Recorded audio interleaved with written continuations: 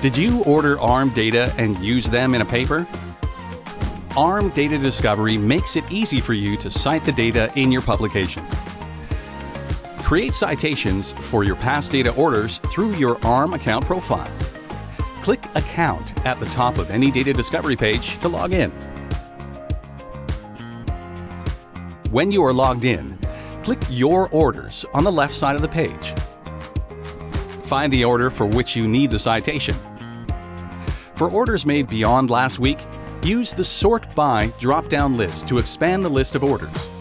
You can also search for the order by typing in part of the data name.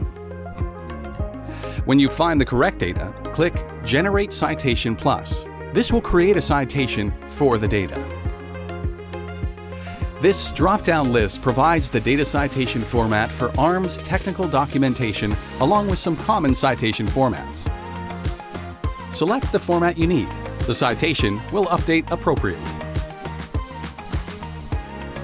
If everything looks right, click Copy next to the citation, then paste it into your paper. Visit ARM Data Discovery today.